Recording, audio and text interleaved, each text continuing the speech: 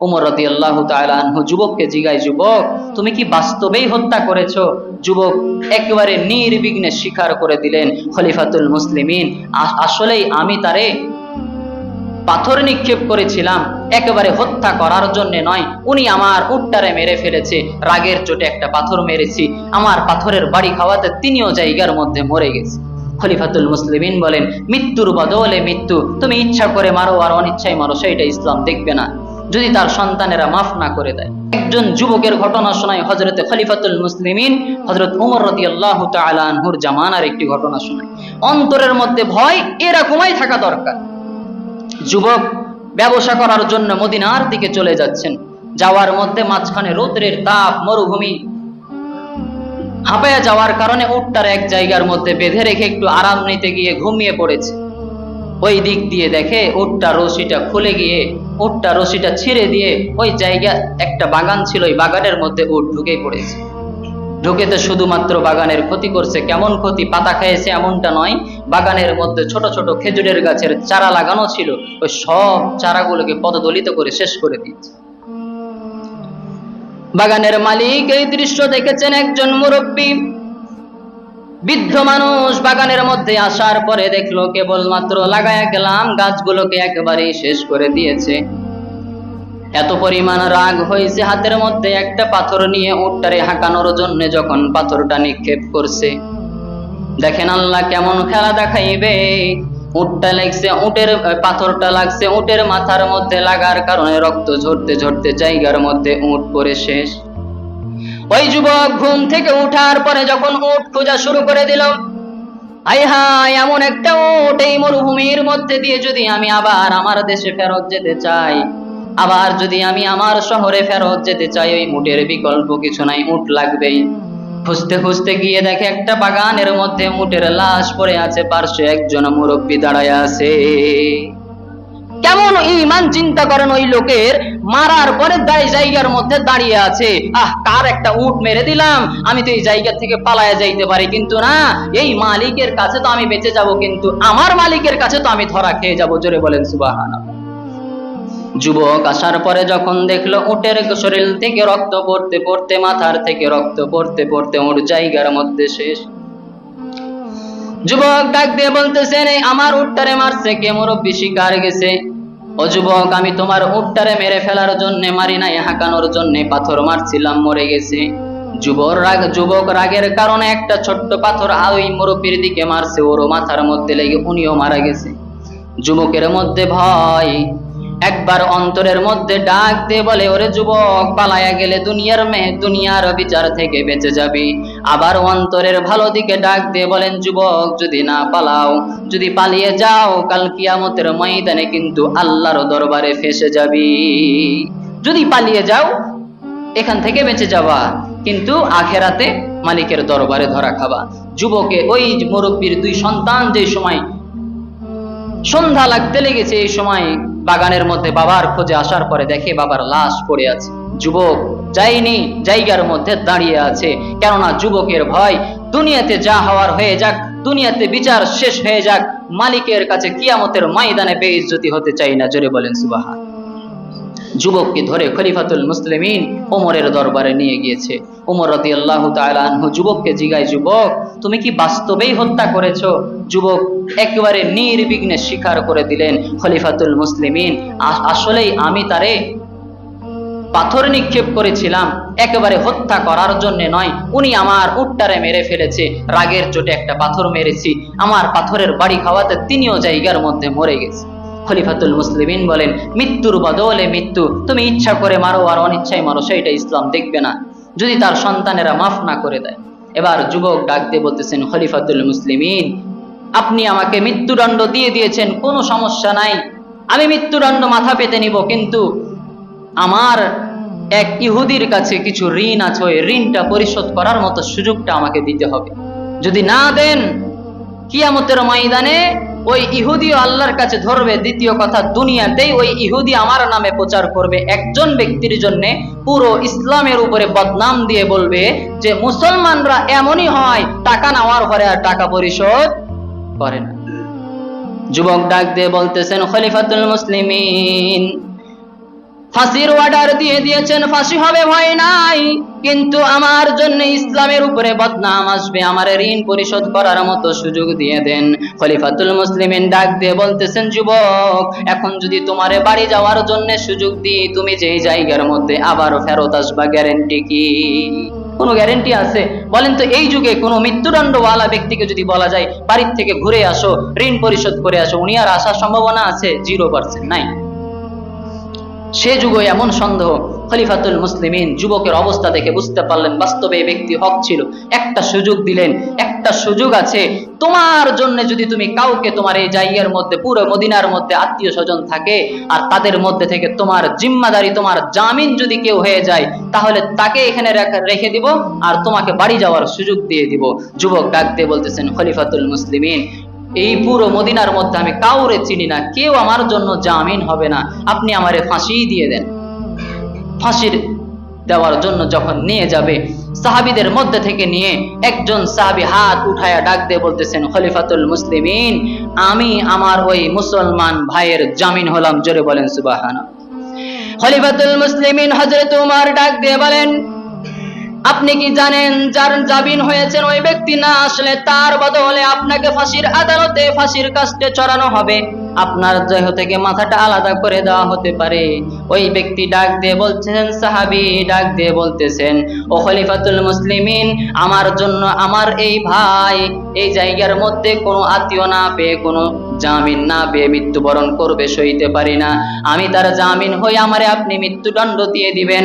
কারণ আল্লাহর রাসূল বলেছেন, আল মুসলিমু আখুল মুসলিম, একজন মুসলমান আর একজন মুসলমানের ভাই। সুতরাং আপনি তাকে সুযোগ দেন, যাওয়ার জন্য বলে দেন, আমি তার জিম্মাদারি নিলাম, যদি ওই না আসে তার বিনিময়ে আপনি আমার গর্দান উড়াইয়ে দিন, কোনো সমস্যা নাই। এরপরেও আমি রাসূলকে বলতে পারবো, রাসূল আপনি যে বলেছিলেন মুসলমান মুসলমানের ভাই, তার বিপদে আমি আগিয়েছিলাম, এজন্য আমার জীবন উৎসর্গ করে দিয়েছি, আপনার হাদিসের উপর আমল করে। জোরে বলেন সুবহানাল্লাহ।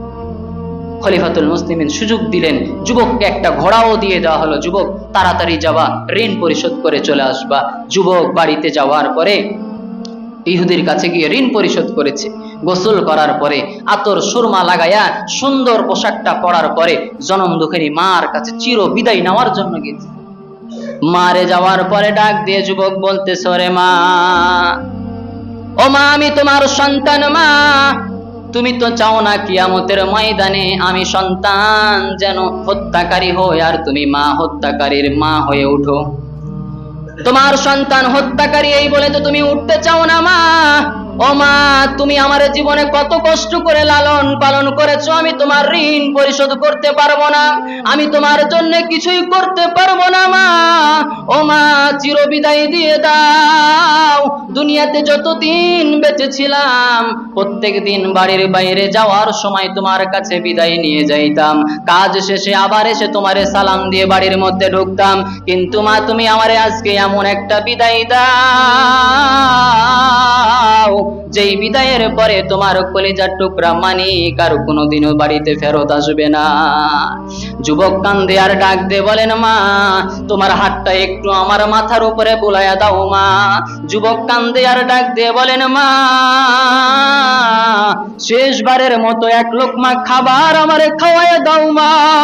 যুবক কান্দে আর ডাক দিয়ে বলেন, মা তোমার মুখের দ্বারা আমার গালের মধ্যে একটা শেষবারের মতো চুমু দাও মা।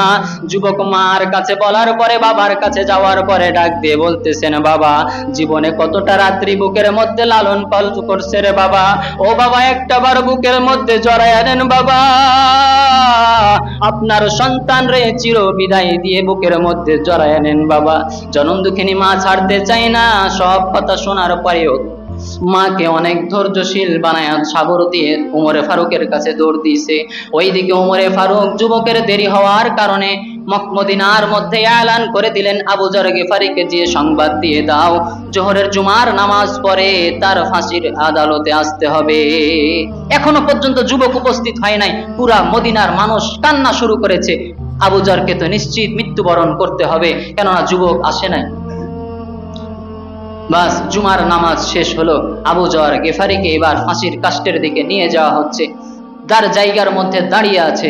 সাহাবীরা সবাই হু হু করে কান্না করতেছে। খলিফাতুল মুসলিমিন হযরত উমর কোনোদিনও কোনো বিচার করতে গিয়ে চোখের পানি ঝরায় নাই। সেই দিন তিনিও অঝর নয়নে কান্না করতেছে আর জল্লাদকে ডাক দিয়ে বলতেছেন, জল্লাদ তোমার কাজ তুমি শেষ করে দাও। জল্লাদে এক পা সামনে আগায়, দুই পা পিছনে আগায়। খলিফাতুল মুসলিমিনের জল্লাদ এত ভয়ঙ্কর আকৃতির ছিল, কোন আসামিকে মারার জন্য অন্তরে কোনোদিনও ব্যথা লাগতো না, কিন্তু এমন একজন সাহাবীর গলার মধ্যে ফাঁসি লাগাইতে যায়, যেই সাহাবী সম্পর্কে জিবরাইল ডাক দিয়ে রাসূলকে বলেন, ও রাসূল, ওই যে চাদর উড়িয়ে যেই সাহাবী যায় ওই সাহাবীর নাম হচ্ছে আবু যর, ওই সাহাবীরে আমি ভালো মতো চিনি। রাসূল আশ্চর্যিত হয়ে বলতেছে, জিবরাইল তুমি আমার সাহাবীরে চিনো? জিবরাইল উত্তর দিয়ে বলতেছেন, রাসূল শুধু আমি চিনি তাই নয়, আপনার সাহাবীর ভিতরে এমন দুইটা গুণ আছে যেই গুণের কারণে আসমানের সমস্ত ফেরেশতারা আপনার এই সাহাবীকে চিনে। জোরে বলেন সুবহানাল্লাহ। শুনবেন না দুইটা গুণ কি কি? এক নাম্বার, লিসিগরিহি আলা নাফসিহি, আবু যর গিফারি সব সময় মনে করত দুনিয়ার মধ্যে আমি সবচাইতে ছোট, আমার কোনো কিছুই নাই, দুনিয়ার মধ্যে আমি সবচাইতে খারাপ মানুষ। আবু যর গিফারি সব সময় মনে করত, রে মালিক তুমি যদি জাহান্নামের জন্য কোনো মানুষ বানায়া থাকো, ওই মানুষটা মনে হয় আমি আবু যর গিফারি। দ্বিতীয় নাম্বার কি? দ্বিতীয় নাম্বার, লিকাসরাতি তিলাওয়াতি সূরাতুল ইখলাস। জোরে বলেন না সুবহানাল্লাহ। আল্লাহ রাব্বুল আলামিন ওই ফেরেশতা নবীজিকে ডাক দিয়ে বলেন, আবু যর গিফারির দ্বিতীয় নাম্বার গুণ ছিল গো রাসূল, দ্বিতীয় নাম্বার গুণ ছিল আপনার আবু যর গিফারি এত পরিমাণ সূরাতুল ইখলাস তেলাওয়াত করতেন, যে সূরাতুল ইখলাস তেলাওয়াত করার কারণে একবার তেলাওয়াত করলে কোরআনের 1/3 অংশ খতম করার সওয়াব দেয়, তিনবার পড়লে 1 খতমের সওয়াব দেয়। আপনার আবু যর এত পরিমাণ সূরাতুল ইখলাস তেলাওয়াত করছে গো পয়গম্বর, বর্তমান সময়ে তার জীবনে যতগুলো কোরআনের খতম আছে অন্য কারো জীবনে নাই। এতটুক তো আমল করতে পারেন। সূরাতুল ইখলাস মানে বুঝেন না? কুল হুয়াল্লাহু আহাদ, আমার সাথে সাথে বলেন, কুল হুয়াল্লাহু আহাদ আল্লাহুস সামাদ লাম ইয়ালিদ ওয়া লাম ইউলাদ ওয়া লাম ইয়াকুল লাহু কুফুয়ান আহাদ। আল্লাহ তাআলা আমাদের প্রত্যেককে দুইটা গুণে গুণান্বিত হওয়ার তৌফিক দান করুন। এক, আপনার ভিতরে এলেম আছে, মনে করবেন আমার ভিতরে কোনো এলেম নাই। 2, আপনার মাল আছে, আপনি মনে করবেন এই দুনিয়া সবচাইতে নগণ্য আপনি। 3, যখন নামাজে দাঁড়িয়ে যাবেন, ইবাদতে একা একা থাকবেন, তখন ভাববেন আল্লাহ যদি জাহান্নামের জন্য কাউকে বানায়, মনে হয় ওই জাহান্নামে আমাকেই আগে দিবে। এইটা রাখবেন। দ্বিতীয়, সূরা ইখলাস পড়া শুরু করে দেন। যে ধনী হতে চান, যে চিন্তা থেকে মুক্ত থাকতে চান, এই সূরাতুল ইখলাসের উপর আমল করেন। আল্লাহ তাআলা তৌফিক দান করুন। যুবক উমরের কাছে আসার পরে আগেই মাফ চেয়ে নিল। মাফ চাওয়ার পরে বলতেছেন, খলিফাতুল মুসলিমিন দুনিয়ার সবচাইতে শ্রেষ্ঠ দুহনী মায়ের কাছে মাফ চাইতে গিয়ে একটু দেরি হয়েছে। মারে আমি বুঝাইতেই পারছিলাম না যে দুনিয়াতে আমি শাস্তি ভোগ করলে আখিরাতে জান্নাতে যাব। বলেন তো দেখি, কোন মা তার সন্তানকে মরার জন্য যেতে দিবে? যাইতে দিবে না। তারেও যাইতে দিচ্ছিল না, অনেক বুঝিয়ে আসছে। দ্বিতীয়ত, রাস্তার মধ্যে ঘোড়ার জিনপোষ ভেঙে গিয়েছিল, এইটা ঠিক করতে গিয়ে আরেকটু দেরি হয়ে গিয়েছে। আবু যরকে নামায়া দিছে। এবার ওই যুবককে যখন উঠায়া দেয়, যেই মক্কাবাসী আবু যরের জন্য, মদিনাবাসী আবু যরের জন্য কাঁদতেছিল, ওই মদিনাবাসী এবার ওই যুবকের জন্য কাঁদতেছে। জোরে বলেন সুবহানাল্লাহ।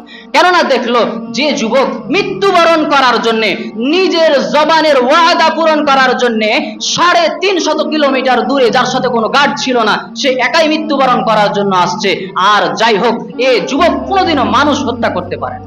এবার আবার দুঃখে কান্না শুরু করেছে মদিনাবাসী।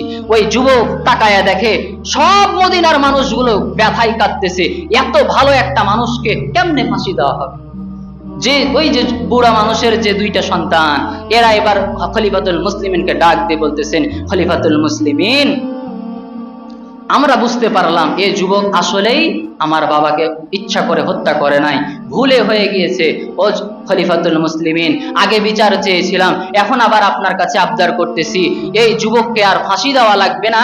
আমরা আমার মায়ের 2 সন্তান ছিলাম, আজকে থেকে আমরা আমাদের মায়ের 3 সন্তান। জোরে বলেন সুবহানাল্লাহ। সত্যের উপরে থাকেন যুবক, জীবনে কোনো জায়গায় আটকিবেন না। যত মিথ্যার মধ্যে ঢুকবেন, একটা মিথ্যা আপনাকে পেঁচাইতে পেঁচাইতে কুফর পর্যন্ত নিয়ে যায়।